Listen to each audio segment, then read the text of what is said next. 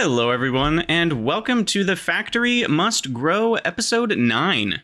Today we're flying solo again with some Twitch chat chiming in from time to time. It's been a nice week for me. The summer weather is finally settling in, so there's warmth outside and the air conditioner has to run, but I enjoy that. I hope you guys are all doing well.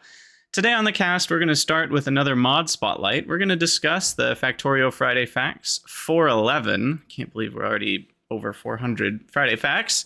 And then we're going to discuss some automation game design assumptions or norms that I think questioning the norms is always a good thing to try out once in a while. So, what is today's mod spotlight? It's going to be a bit of an unusual one. I normally have been spotlighting Factorio mods, mainly because those are the only mods of automation games that I know a ton about. But today we're going to spotlight Satisfactory Plus. This is a mod for Satisfactory, obviously, and it was made by Hylun and Kyrium in May of 2021. It has over 100,000 downloads, and the biggest overhaul mod for Satisfactory. As far as I can tell, it is certainly an overhaul mod. It changes like all the vanilla recipes. It changes the buildings. It uses multiple other mods in itself, so it's kind of an overhaul mod that includes other mods, almost like a Minecraft mod pack a little bit. It uses the refined power mod. It changes power slugs around. It changes the alternative recipes. So it's really a fresh take on the game, and I think that's pretty cool. So it says that there's currently 8 tiers available. It's in alpha, quote unquote, and it takes you all the way from the basics through liquid metals, which is definitely new to Satisfactory. There's oil processing, there's advanced ore processing, all the way to titanium processing is already in the mod. And I haven't tried it myself, but looking at some videos online, it looks really cool. And I wanted to highlight a Satisfactory mod, partially because I know a lot of you are Satisfactory fans, and also because some of you didn't even know that Satisfactory has a modding scene, and it does, and it's very much alive. The website that you get Satisfactory mods from is called fixit.app.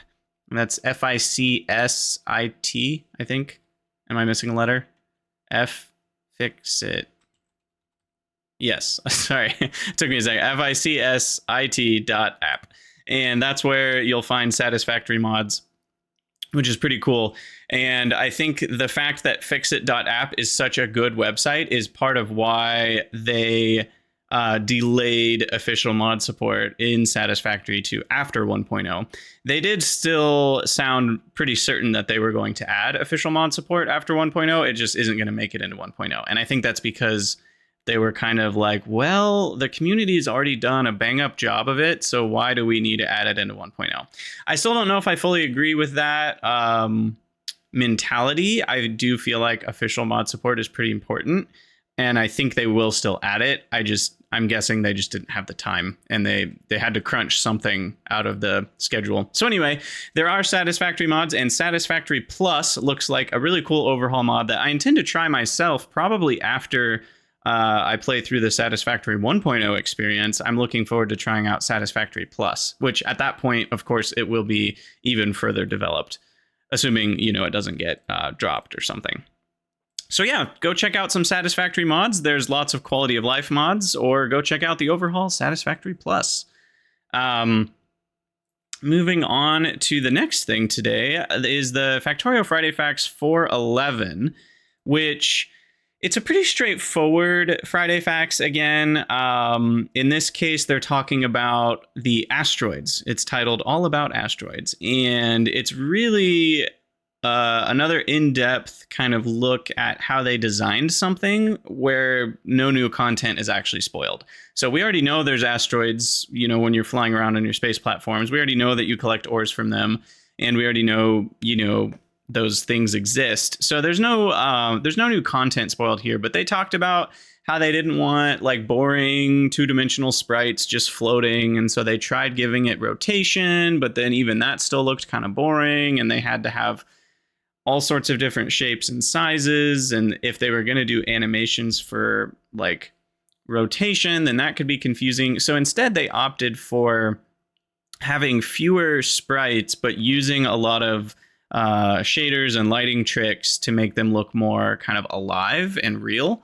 And it's pretty cool. So they kind of went through the different steps they took, and I won't go into massive detail here because they've got cool images online where you can like drag the slider from left to right to see like, oh, this is before we added the effect and this is after we added the effect. And so I highly recommend going and checking out the blog post yourself. But to kind of summarize it, they took the first thing they wanted to do was differentiate the different resource types of asteroids. So there's metallic, carbon, and oxide based asteroids.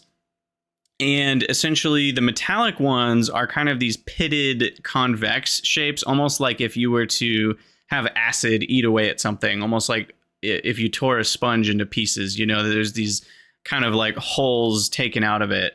So those are metallic ones. The carbon ones look more like, I'd say, normal asteroids. They're kind of like lumpy, blobby, smooth-ish shapes, kind of like the moon. You know, the actual moon looks kind of that shape. And then there's oxides, which look more like crystals, which I think is like the ice crystals and stuff like that.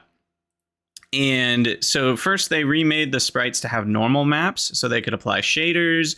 They added diffuse lighting, which allows the non-lit sides, I think, to have some light. They added specular lighting, which is for like the shininess. They added subsurface scattering, so like the ice could like let light through it in some ways. So there's all sorts of little tricks that they used and applied in order. And then the asteroids also rotate.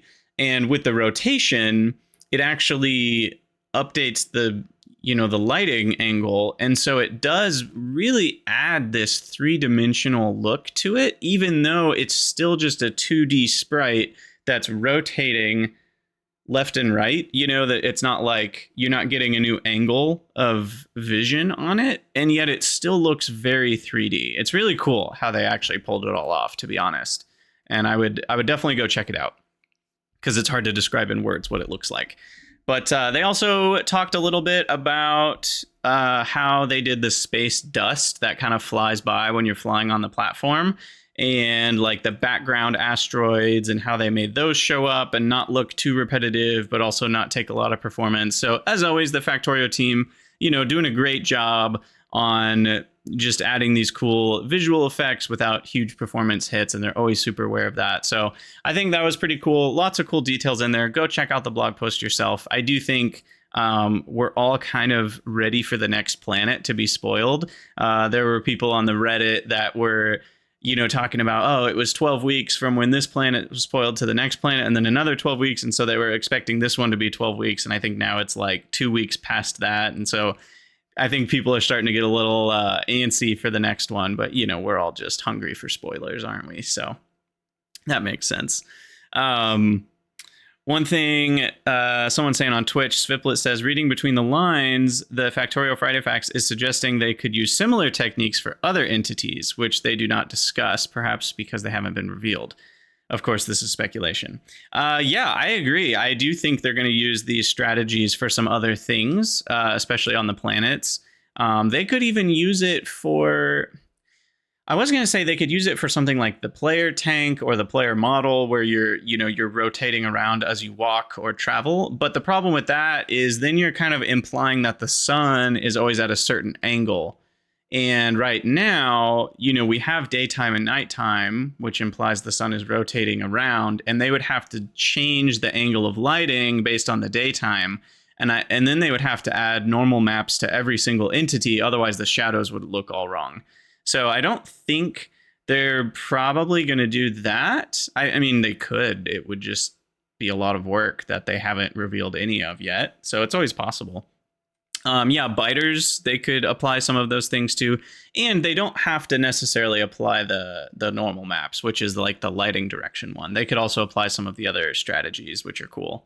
But all that to say, lots of cool stuff from the Factorio team, and we will continue to cover more news as we get to it from there. The main topic we're going to get into today is, why are things the way they are? Why do it be like it do? There are lots of norms in the Factorio or factory automation genre that I think are worth questioning. They're worth challenging even. They might be good, they might be bad, they might be somewhere in between. I mean, they're usually somewhere in between, let's be honest. But I think it's worth kind of chatting about some of the norms and kind of asking ourselves, is this a good norm? Is this just here because it's the way things are and the way things have been? I think in a lot of gaming genres, we get so used to the norms that we forget to ask whether it's a good thing or bad thing. One example of this is quest markers on a minimap, or even on your compass HUD at the top of your screen. I think about older games like Morrowind, which didn't have quest markers. You would talk to a character and you would get a quest, and it would describe, oh, you go past this mountain and then turn, you take a left and it'll be over there, and you kind of have to actually read words and figure out where to go. There is a map in the game, but it doesn't put a quest marker on the map where you're supposed to go. And I think that's actually really cool, right?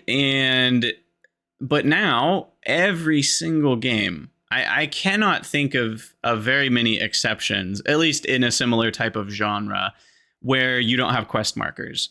And it's like even linear map games sometimes have quest markers where it's like there's not even a lot of places you could go, and they're still kind of like, guiding you with a little shining light. And I just, it's become a norm, and I can understand why. Like, it caters to, maybe a good way to put it is the lowest common denominator, people who don't want to work very hard for their games, just maybe the average Joe who wants to sit down and run towards a quest marker and shoot some bad guys or whatever.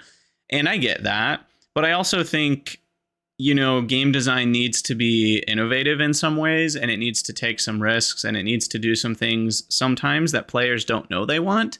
And at first they might not want it, but then once they have it, they realize, oh, that was actually really good. It's kind of like the eating your vegetables idea. Sometimes, you don't really want to eat your vegetables, but once someone has forced you to eat a salad or vegetables or whatever, you're like, okay, that was actually a good idea. Like that tasted great, and it was healthy for me, and I'm actually really glad that somebody made me eat vegetables. And I think video games can do that too. And if they're just trying to make the most money all the time, these companies are often not offering vegetables to players because vegetables don't sell well. But I do think if you want to make the best game, it probably has some vegetables in it. And we've even seen the Factorio team, back to Factory Games, talk about things like this. They even reference the, players will optimize the fun out of the game type thing, which was a statement from Sid Meier's team about Civilization. And so it's like you have to design the game in such a way that players can't necessarily optimize the fun out of it, because they're going to try. They're going to try to take all the shortcuts. They're going to eat all the chips and popcorn, and sometimes you have to force it so that vegetables are the only way through, which they might complain about, but then eventually be thankful for. So I know that's a very, I took that analogy maybe farther than I should have, but I just kind of wanted to start with that analogy as we start to talk about some of the specifics. So the first thing I want to get into is the player having an actual character in the game world, rather than what I would call like a strategic command overview, which would be reminiscent of older RTS games or simulation games like City Skylines or SimCity or even The Sims, where you as the player of the game are just controlling things from usually some sort of top-down perspective. But a lot of games these days allow the camera to move around and kind of fly around a bit more freely. And you don't have a player character. There's no avatar in the game, right? And it has become a norm for factory and automation games to have an avatar. I mean, you look at Autonauts, you've got the little player running around. You look at Factorio, you've got the engineer. You look at Satisfactory, you've got, your engineer character. You look at Minecraft, and, you're Minecraft Steve still, even in the modded versions where you're doing very automation-y things. And you look at Dyson Sphere Program, and you've got your commander thing, and you look at, I had one more and I forgot it. I didn't name one of them, but Tectonica, you've got a character. Foundry, you've got the robot character, right? And so all of these games, you have an avatar. Does that avatar actually serve a purpose? And I mean, obviously, yes, it serves some purposes, but are those purposes worth it? Are the pros better than the cons? So let's dive into that a little bit. I kind of made a basic pros and cons list, and I'm just going to read through this real quick, but then we can kind of dive a little bit further into them. And I want to also just give a disclaimer. I am not a professional on these topics. I am a journeyman in game design. I find the topics very interesting, but I do realize there are a lot of things I'm going to miss. There are a lot of things I'm not going to think about. I don't claim to have all the right answers for these things, and some of them, there is no right answer. They're a matter of opinion. But I wanted to muse on these, and so if you either disagree or agree or have additional thoughts, please join the Discord and come chat about it. We have a lot of fun over there, so we'd love to hear what you have to say. So let's start with the pros list of having an avatar. I think one big thing is that players like to have agency, right? So having a character gives this immediate sense of agency, like I'm the one who's moving around the world. And I think there's a huge difference between 3D and 2D games, right? So, and I do lump Dyson Sphere Program into the 2D world. It's a little bit more 3D because of the sphericality of planets and the ability to travel between planets. So you get a little bit of that like three-dimensional movement, but you're still building your bases on a 2D plane, on the surface of the planet. Something like Autonauts, definitely 2D. Something like Factory Town is 2D. You can build like elevated things, but it's still mostly a top-down perspective, and you're mostly building things, in one layer with conveyors and other things crossing over each other. But you're not generally like building entire bases in a bunch of layers like in Satisfactory. But then you have things like Foundry or Satisfactory or Minecraft, where it's very three-dimensional and you could have 50 layers to your base. And those are obviously going to be very different between the pros and cons list for players having an avatar. So let's start with the 2D games like Factorio, where you're mostly playing in 2 dimensions. So I already mentioned players like to have agency. Movement can be fun, right? It can be fun to move around. Like you can run around, there's little footstep sounds, you see the player moving. So that's a pro. Movement can be a challenge, right? So Rygaard was on the podcast last week talking about how he feels that Squeak Through is a cheaty mod, which he's technically not wrong, right? Because it removes a challenge of having to design your factory to be walkable. And so not being able to walk between buildings, you want to design your factory so you can move around it easily. I have seen many people in Factorio playthroughs place a long belt in both directions so that they have almost like a little people mover conveyor that they can hop on and run somewhere faster. And so, none of that would exist without the player having an avatar, right? There would be no point. So there are fun challenges that rise up when movement is a thing. It gives a sense of scale to your factory by having a character with a more or less fixed move speed. Obviously, you can upgrade it, but when you upgrade it, you then understand that you're moving faster. It gives a frame of reference. It gives a scale to how big things are, how big the game world is. And I think that adds a lot to the experience, right? So in like Pyanodons, when you've got these buildings that are 23 tiles by 23 tiles, and it takes a while to run past a row of just 7 of those buildings, you really feel the scale of how big things are. And it makes you feel small in a way that's really fun. When you're running through your factory and you're like, I am tiny compared to this massive block of assemblers and inserters and rails and all this stuff. So I think a sense of scale is much more experienced when you have a player character that moves rather than just a camera floating. I think there's a couple big things that I haven't even hit on yet, which is combat. So combat is massively different with a player avatar, right? And that one alone is almost enough of a question that like games could decide for it or against it on this question by itself.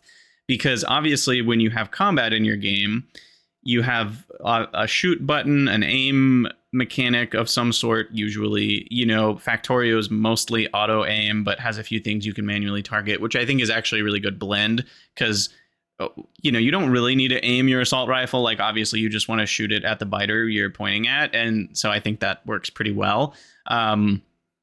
But, when you're in a tank, you want to be able to shoot your explosive shells in a certain direction, stuff like that.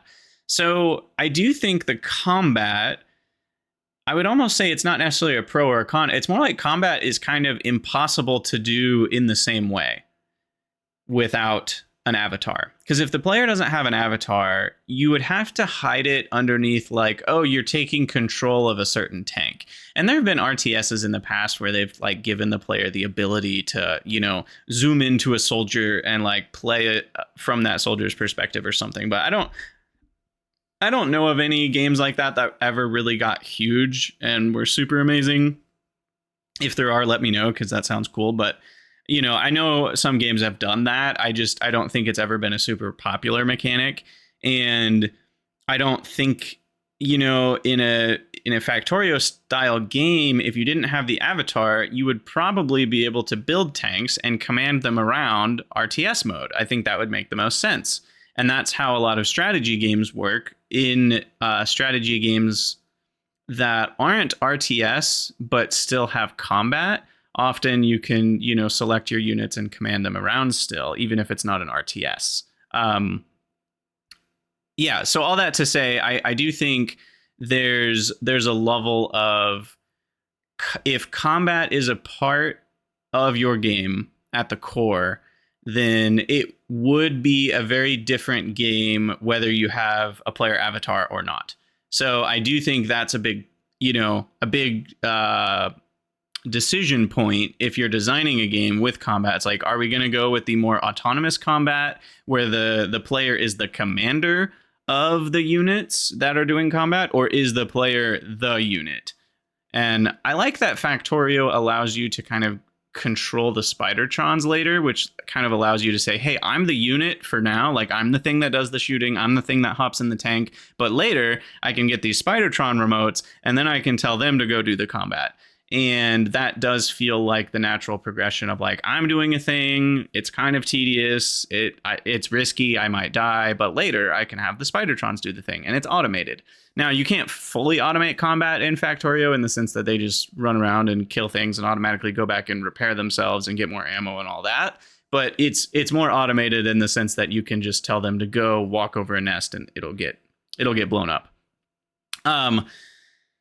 So a few people are saying some interesting things in Twitch chat. So one thing that was mentioned is Captain of Industry. I completely forgot about Captain of Industry, which is funny because I'm doing a playthrough of it right now. So I don't know how I forgot about it. But yes, Captain of Industry is a factory game that does not have a player avatar. There's no player. There's no inventory. There's no combat. If there is combat, I'm pretty sure there's. Well, okay, sorry. There's like the ship combat, but that's more like a mini game that happens. I wouldn't really call that combat. So yeah, there's no player character, and it really doesn't feel weird. Like when I've played Captain of Industry, I don't get this feeling that something's missing. In fact, I don't even think I've noticed there's not a player avatar.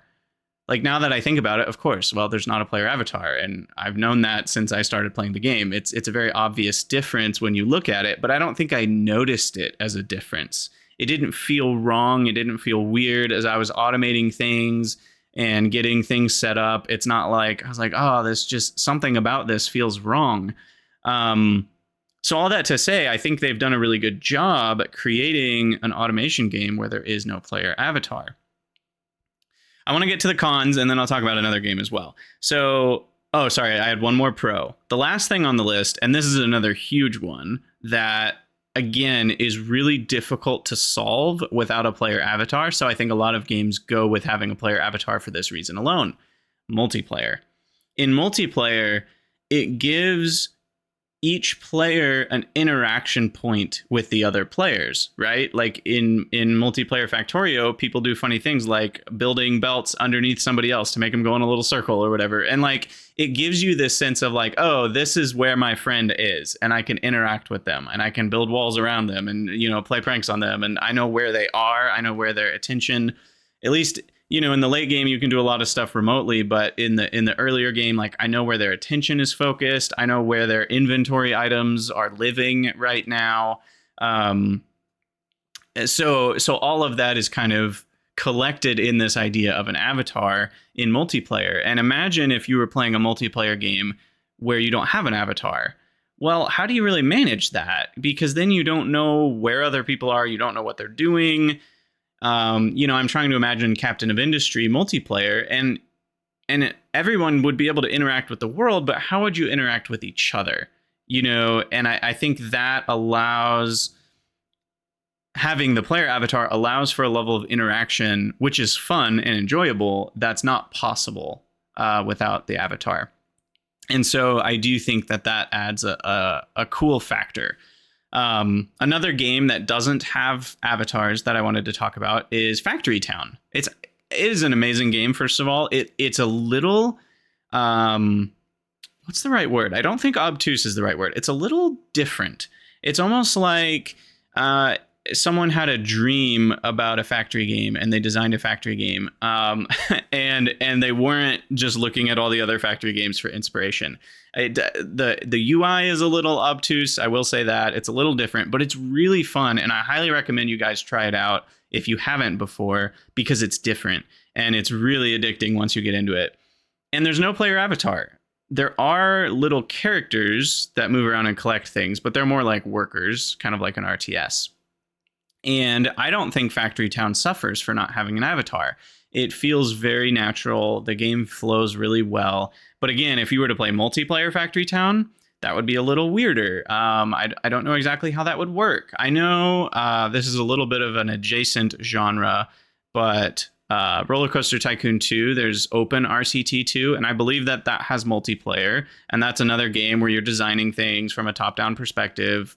And again, it's like, you just see things popping into existence when the other players are creating those things, and you don't know where their attention is focused. And I do think, you can always add in a system where it shows you where their camera view is, like some sort of highlight thing, so you can at least sort of follow what the other players are doing. People can still ping each other, even if they don't have characters. But yeah, all of that, I think, is a lot harder. So those are all the pros. Let's talk about some of the cons to having a player character. One of them is that it makes the larger scale of things sometimes more complicated because you have to move your character around to actually do the building.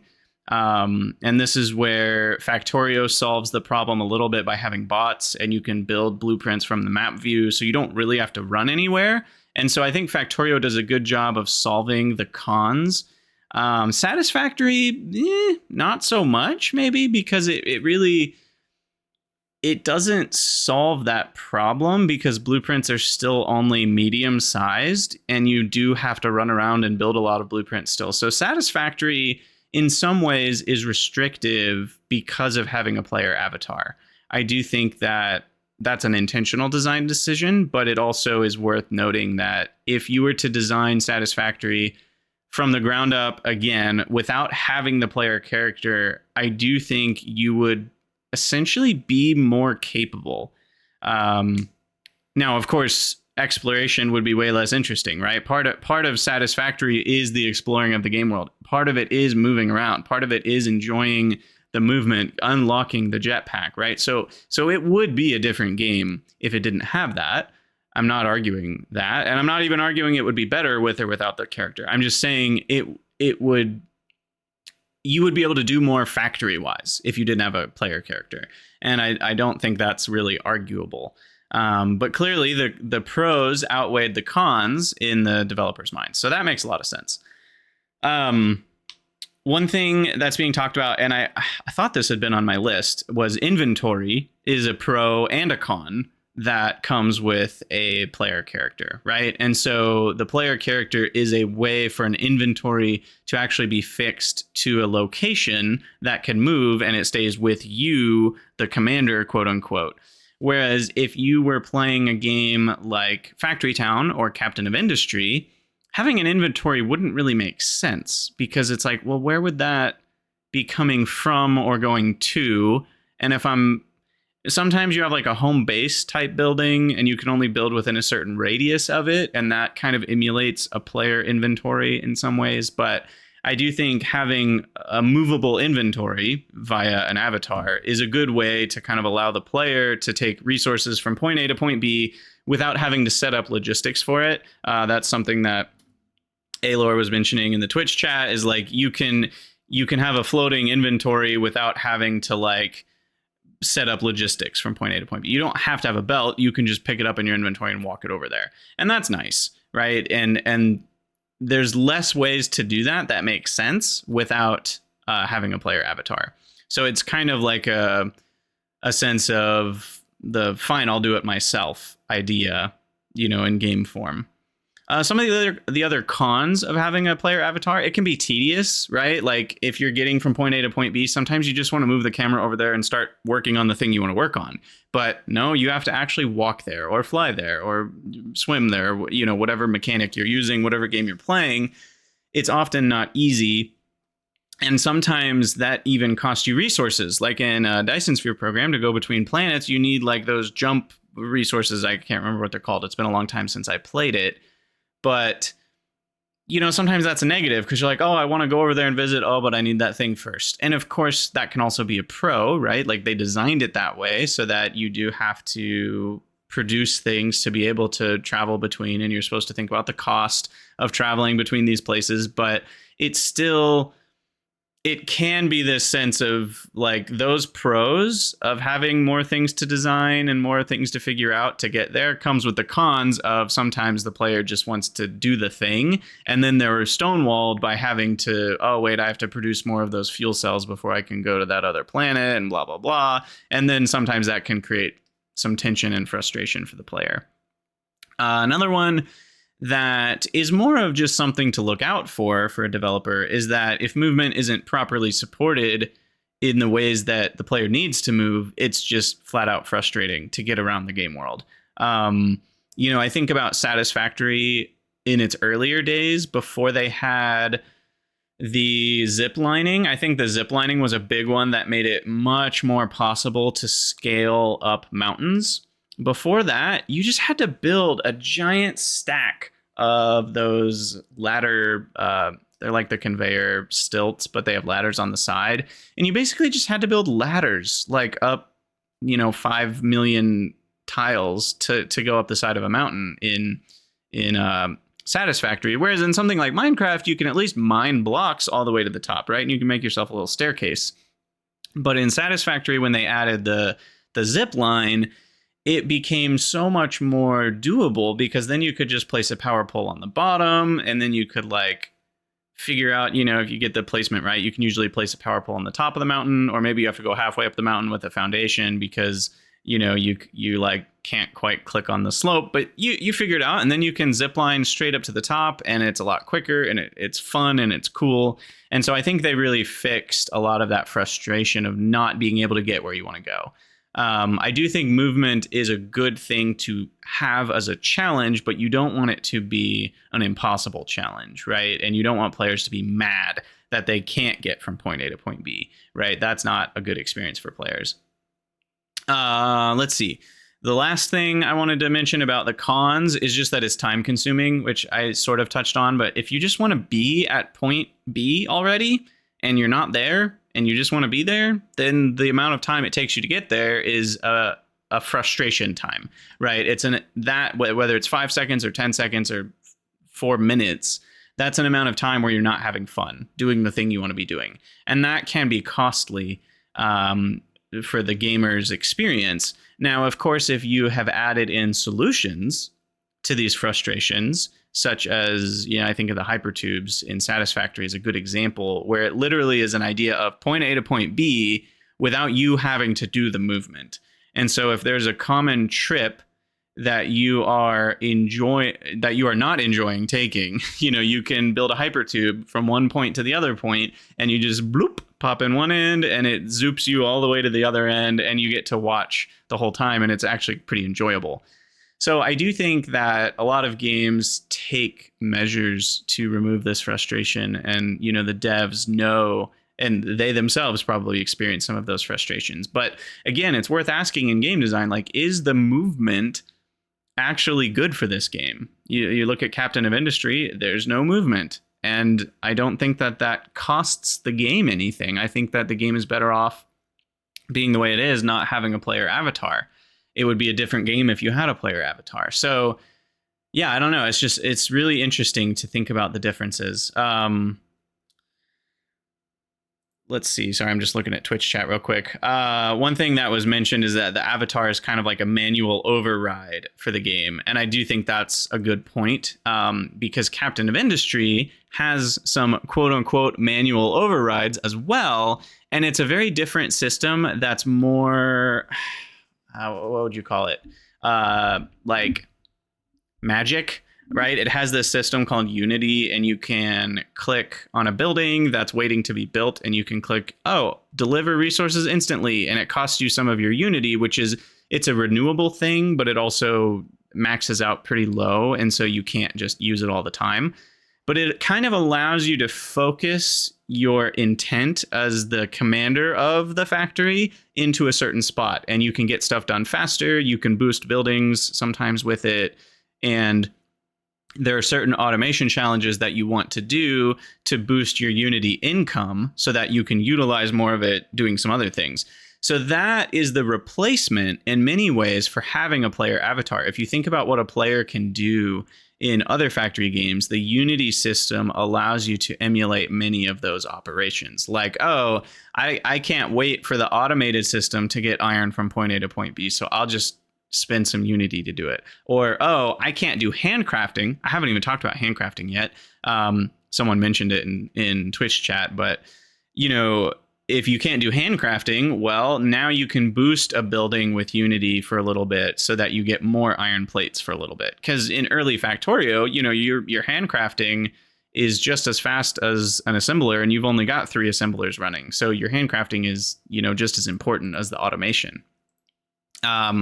Yeah, so I don't know. I just think those are really interesting questions to ask yourself as a dev, as you're designing something. Why do we have a player avatar? What is the purpose of a player avatar? How does movement work? Is movement a big part of the game, or is it an afterthought? I would argue in Factorio, movement is closer to the afterthought category than the big part of the game category, which is why so many players like Squeak Through, because they consider that movement is not really a part of the game that they care too much about. And they want to kind of remove some of the frustrations that come with movement. And they're like, well, I don't want to have to worry about walking around my buildings. I just want to be able to walk between them. So they get Squeak Through, you know, and I think that that's a very reasonable choice for players to make, because Factorio isn't really about the movement. You know, it is just a top-down 2D game. You move left, right, up, down. That's it. There's nothing more to it than that. And yes, you get vehicles that allow you to do that maybe faster, or you get the Spidertron, which allows you to walk over buildings and you don't have to even run around them or between them. If you have Squeak Through, you can just move whatever direction you want. And that's really nice, but I don't think that it makes movement any more a part of the gameplay experience, you know. And exploration is also a big topic, that you want the player to enjoy movement if they're going to have to explore, such as in Satisfactory. Because in Satisfactory, the exploration of the game world, first of all, it's handcrafted, which is beautiful, so that inspires you to want to explore. The resources are pretty far away, so you need to explore. The hard drives are sort of hidden or in cool or special or hard to reach areas, so you need to explore kind of in more than just the easy ways. So Satisfactory, I think, does a really good job of mixing joyful movement. Like, it's fun to move as a player character. The sliding and jumping feel good. It's not physics realistic. Like, you are very floaty. You're very fast. Once you get the Blade Runners, that's even more true, you know.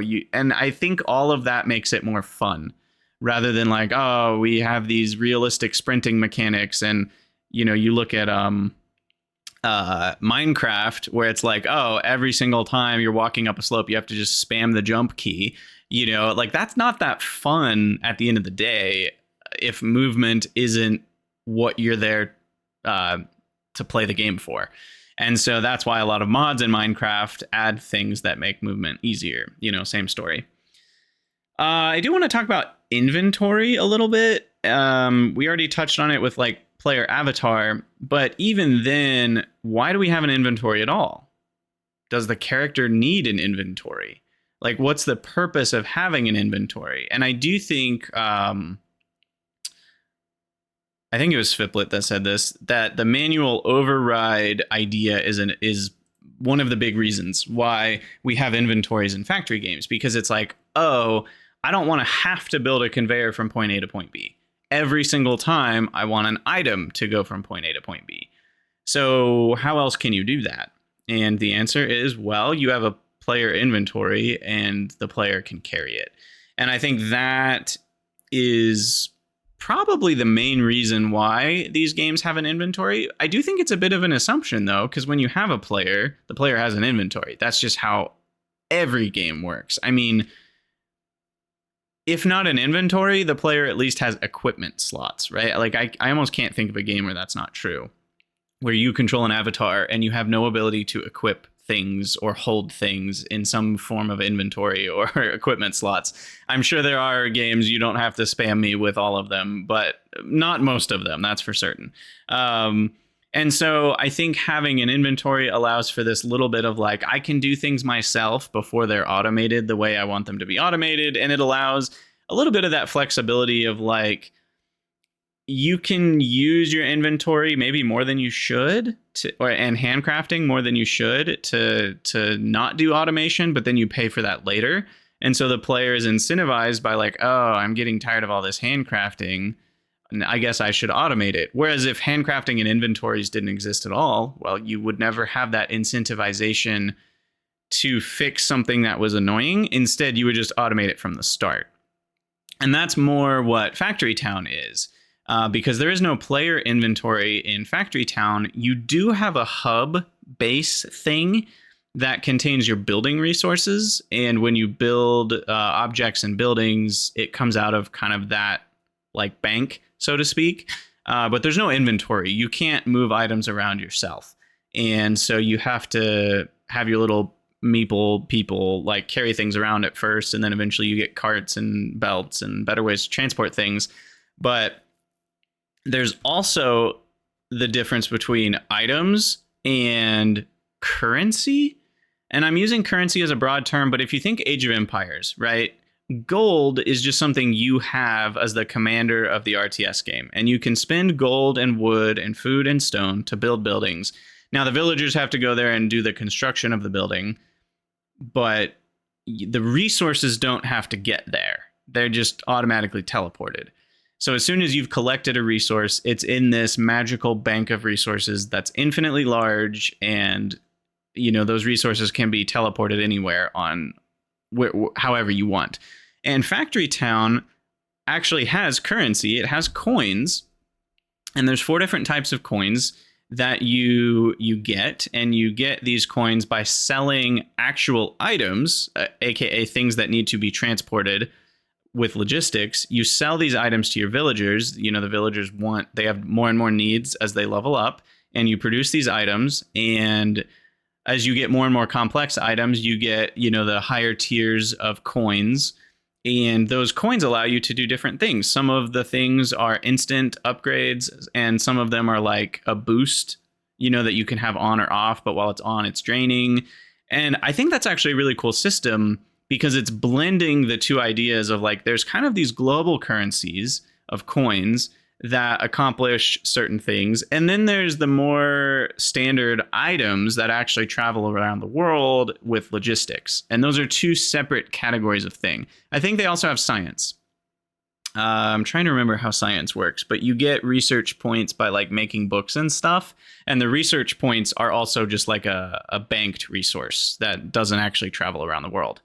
So yeah, again, just really interesting thoughts about like with inventories and items, what should be like a global resource that's just spendable, and what should be an actual entity item that travels around the world. You have to use logistics for it. It's not just this nebulous idea. Yeah. So one other thought I had with the item stuff is moving on to the research side of the item stuff, like research packs versus just research itself. And, you look at games like Factorio, you have to produce the research pack, which is an actual item. And then you have to send that item to a research station or laboratory or whatever you want to call it. And then, you pick the tech in the tech tree that you want to research, and it requires certain packs to get done. And if those things are happening at the same time, then, you get your research, and now you have more technology options to build. And you look at some other games, such as, actually, Captain of Industry is very similar to Factorio in that Satisfactory is pretty different because there's not really researches. The MAM, molecular something, I can't remember what it all stands for. Someone will hit me up in chat. But you do sort of research some things. You throw like an object in there and it analyzes. That's probably what the A is analyzer. And so there are like a few really short tech trees that you work your way through with items, but there's no research packs. You just research with like the item that unlocks that tech tree. So like Caterium ore is like the item that you feed it to like start unlocking the Caterium tech tree stuff, which is like the like radio and electricity metal. But yeah, so then there are other games that, research is a completely different concept altogether. I'm trying to think, like Dyson Sphere Program has the cubes, which are basically research packs. A good one. I haven't mentioned it yet because it's an exception in a lot of these categories, is Shapez. And I don't know if it's pronounced Shapez or Shapes, but it's got a Z on the end, and I like to pronounce the Z. So I'm calling it Shapez until someone has at least evidence that it's not supposed to be pronounced that way. But that one's been around for a while, and it is very much an automation game, but it really cuts out a lot of these concepts. There's no player avatar. The resources are just infinite. There's no tech tree. It's simply you make the shapes that it's asking you to make, and once you've made enough, you finish like that stage or quest or whatever you want to call it, and that unlocks the next thing. And so in a way, those shapes are your research packs, but they're also what you use to create things, and they're also like your resources. And so it's a very abstracted form of items in inventory. It's actually really fun. And Shapez 2 is coming out, I think, later this fall or winter, and they had like a demo that was pretty fun. So I don't think the demo's still up. I think it was a limited time, but I highly recommend keeping an eye on that game, wishlisting it, because it's going to be, the first one's really great, and the second one seems like an upgrade in every way, like a really big upgrade too. It's significantly different in terms of the visuals. The gameplay seems upgraded in a lot of ways, and it seems like it has longer legs, as you would say. Like the game will probably play longer and you'll be able to enjoy it for longer than the first one. All that to say, you look at a game like Shapez and research is not even really a thing. I really like the idea of the tech tree not actually being researched. Factorio just leans fully in to that like weird gamey thing where it's like, I'm making a science pack. Like, what even is that, right? Like, it's literally a jar filled with some red liquid. It looks like a health potion. People have called them that before. And then you feed that to a lab, and somehow you research a new technology that, like, despite you being a space-faring civilization, because you were literally in a flying rocket ship that crash landed on this planet, you didn't know how to make an electric, assembler. So I think sometimes there's a little bit of this suspension of belief or is it suspension of disbelief? Suspension of disbelief that these games ask you to do, where it's like, okay, that's a fun game system, but it doesn't really make sense. And Satisfactory tries to do it a little better because they hide it behind this idea of like the fix-it like company, and they're sending you the blueprints like as you're ready for them. And so obviously when you first crash land on a planet, there's only certain resources you even have the means to collect. And so they're only like giving you the ability to utilize those things for now. And then as you collect more and prove that you're capable enough to like work with the next types of things and the next types of machines and materials, then those things are unlocked. But it's not like you're researching them. You're not discovering that they exist. You're not discovering how they work. You're simply receiving those blueprints, to yourself as almost a reward. And then I actually really like, to be honest, the way that modded Minecraft does it, which is just there is no tech tree. There's no technology. There's no research. You just literally can't make certain things until you have the resources for it. Once you have the resources for it, you can make whatever you want. And the mod pack designers just gate things such that you need a certain set of machines to make a certain set of materials to make the next thing that unlocks the next set of machines. And by doing that, you can make these tech tiers without having any research. And I think that's a really elegant way to do it. And right now I'm playing through GregTech New Horizons, which you guys probably know. But the quest book is, in a way, the tech tree. But it's not a tech tree. It's just a quest book. And it's leading you through what you can do and what you're already capable of doing. At no point in the quest tree is it unlocking something that was impossible before. And I think that's really a cool way to design progression because it feels very realistic. It feels very natural. That's how it would work in real life. If there was an apocalypse and you had to go do things, there's no tech tree where you're unlocking things. You might get a book to read some stuff so you know more. You might, if YouTube still exists, which it probably won't, you might need to look up some how-to videos. But like, you're capable of anything. It's just a matter of what tools do you have, what materials do you have, and how can you work those tools with those materials to make something new. And that's how Minecraft does it. And so I do think there's different approaches to the idea of a tech tree. And right now, kind of the standard is one that I actually don't like, which is the Factorio. It's the Dyson Sphere program. It's you make some form of research pack and you select a technology, and those research packs give you some amount of progress towards that technology. And when it's done, boom, you've unlocked new things. I'm actually not a fan of that. And it is right now the gold standard. It's what most automation games are doing. And I think that in particular is one that I would say, let's ask some more questions as developers. Should we really be doing that? Is that worth it? Is that a good system? Is this the funnest thing for players? Is it it's definitely not immersive or realistic, but let's be honest. A lot of the bits of these games aren't. So that part's okay. But at least Satisfactory does a good job of like covering that up, and I think Factorio is interesting because it doesn't really try at all to cover up the weirdness of that. Then again, it doesn't have a story at all. The most story you get is there's like 2 sentences when you start the game that say like you've crash landed, and it says something about collecting resources or automating. I don't even remember what it says. And that's it. The rest of it is just them sending you on your merry little way. So it's interesting that like the GOAT game has such a cookie cutter, and I will use the word boring, approach to a tech tree and to research and to a story, even explaining that tech tree and research.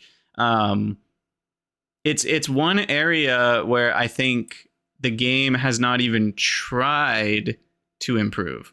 Now, you can look at why the tech tree exists and how it's set up, right? Like, and this is exactly what Satisfactory does too, where it's like, oh, we want the player to automate certain things before they get to this next stage of research so that, like, you have iron plates automated and you have iron gears automated, and eventually you have to have inserters and belts automated to unlock green science. Well, those are 2 things that the player needs to build a lot of.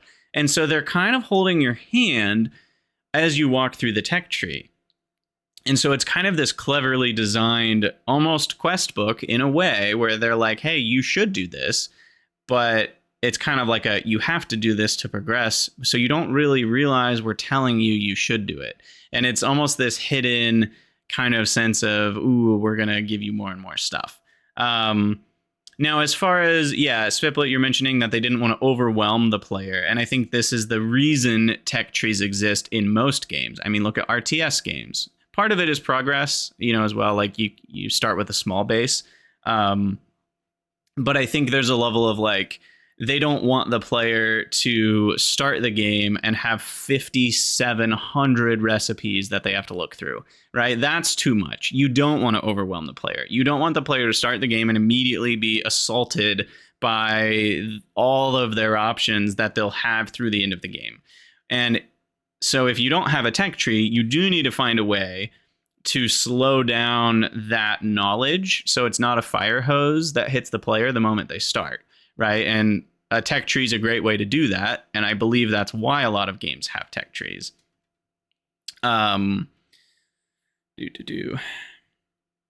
Is it cookie cutter because everything copied them? Yeah, I guess that's a good question. Like, was Factorio the first one to do that? And I would say no, because tech trees are a thing in many, many, many games long before Factorio, and needing some form of like you look at Civilization, for example, which was around before Factorio. And even though it's not an automation game, it's at least in that direction where you're producing resources every turn, and those science production bits go towards researching the tech that you have selected. So I do think in many ways that was a video game standard for a while. Because even Civilization was doing it in a very similar way long before Factorio. So I wouldn't say Factorio was very innovative in any way with that. It was more just like, let's figure out a way to tie this into automation of items. Yeah, I don't know. All that to say, I would like some new systems. I'd like some cool systems that feel like they fit better with both what's realistic, and they also still do a good job of not overwhelming the player. They do a good job of walking the player through the progression, because obviously progression is massively important in these games, but they do it in a way that's not just, I make science packs, I do research, I unlock new things, and rinse and repeat until I beat the game. Because I do think that's not the iterated upon best result. It's simply a good functioning system that does what it needs to do, but it's also not special, and it doesn't add anything to the game. I don't think anyone plays Factorio and they're like, oh my God, I had to make science packs. That was so cool. It's like, oh, that's just kind of like how you progress. And that's not the part of the game that's amazing. There are a bunch of parts of the game that are, but I don't think that's one of them, at least not in my opinion. And I don't know if Factorio itself could change at this point, because it is what it is. And I'm not trying to hate on Factorio or say it's bad or anything like that or bash the devs. I just think there are better ways to do research and tech trees. And I would love to see some new and innovative like breakthroughs in that category. Yeah, and people are mentioning that having to make science packs kind of forces you to scale and automate in a certain way. And I agree. It is the method of handholding, and it does accomplish that task. I think there are other ways to accomplish that same task, though, that don't involve the player making science packs and picking technologies from a big flowchart. I think that I click on buttons from a flowchart to progress my technology. It just... I don't know. I guess all I can say is I don't think it's the best system. I think we can do better, and I hope we do better as more and more of these games keep coming out. I hope that we break out of that mold, because I don't think that system in particular is the best. I think it is more of it's what we've got. I'll use it because I'm focused on other things as I'm developing my game. I think that's why it gets used, not because people are like, oh, this is the best way to do it. This is the most fun for players. It's the most innovative. They'll enjoy it the most. It's the coolest. I don't think it's any of those things. It just accomplishes a lot of goals. It's a workhorse of the industry, and that's why it's there. That's my take. It's maybe a hot take. Let me know what you think on Discord for sure. I've already gone, I think, a little too long. How far? Yeah, we're starting to go a little long here. I didn't think I'd get that into it, but that's such an interesting topic. So... yeah, all that to say, those are some basic questions of like, here are some standards that a lot of factory games are doing. Should we be doing them? And some of my thoughts on those. And again, I would love to hear all of your thoughts. There are even more categories. So if there are other kind of like, ooh, automation games are all doing this thing, Should we be doing it? If there are other categories of that, please let me know on the Discord as well. Like one obvious one is like belts. Almost every factory game has belts. Very few of them avoid belts. Should we all have belts? Are belts good? I don't know. It's an interesting question. Belts are cool, though. I think most people agree belts are cool. So I think that is a very basic reason most games add them, and a pretty decent one, to be honest. That's my 30-second take. But again, add your thoughts on Discord. I'm going to move on to one viewer question from a couple weeks ago that I don't think I've answered yet, that I just think is a quick, interesting one to mention.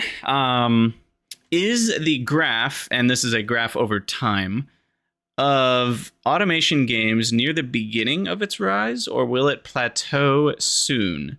Meaning, are automation games at their peak right now? Like, is this their heyday in the sun, like RTS games in the 90s? Or is this kind of just the beginning, and we're only scratching the surface, and 10 years from now we're going to have, automation games that are blowing our minds? I think that's a really interesting question. This is kind of like playing the stock market. Everybody's guess is about equally likely to be wrong or right. We can't really predict the future. With games, there is this, there's the market driving what games get created, obviously. Like, if games such as Satisfactory and Factorio are selling really well, and they're selling a lot of copies and making a lot of money, then other studios think, hey, we could actually make a living working on a factory automation game. And, as much as I wish the world didn't run on money, it does. If these games stop selling and players stop playing them and buying them, there probably won't be very many made. There are always people who will develop games both for free and people who will develop games at a loss. And so there will always be factory games, because I think there's enough people who love the genre that the genre will live on. But will it be bigger than it is now? And I don't know yet. Yeah, I hope it is. I think it's getting more popular. It's definitely booming in terms of the indie scene. There's a ton of these little games coming out that are made by either one developer or three developers or a tiny indie studio. And, they look like they're kind of fun, but like, is that really like that great of a game? And so there is in terms of the number of games that are being made, we might be close to the top, because I'm guessing a lot of these games are going to fail because they're not all that amazing. And it's really only the best ones that rise to the top. And then I think we'll probably come down a little bit in terms of the amount of games created, where, only people who really think they can make a great game that does something new and special are going to throw their hat in the ring.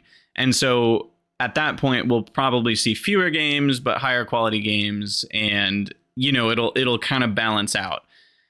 As far as how many players are playing the genre per day, I don't even know how I would measure that, and I don't know how I would see a graph of it. If you have ideas for that, I'm curious, because that could be kind of cool if we had a way of tracking that. But I'm guessing that number will grow over time. I don't think we've peaked in terms of interest in the genre. I do think we're kind of in the heyday of like how many new games are available every month. I think we're in the heyday of that for now, and maybe for a couple more years, and then I think it'll start to slow down, because a lot of the games that weren't that great, they're just going to flop.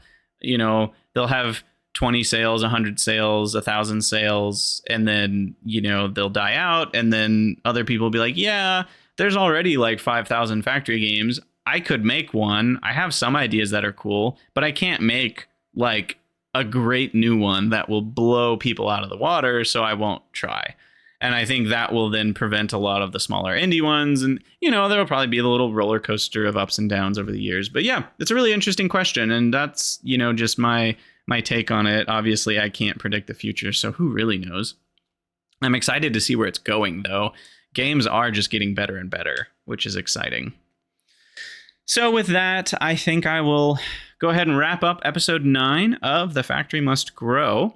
If you'd like to support the podcast, you can head over to patreon.com/Krydax. I am so thankful to my patrons. You guys are really, really helping all the streams and podcasts stay alive, put food on the table. Patreon's a great platform. You can start your subscription whenever, you can stop it whenever, you can change the amount whenever, you can pause it for a few months.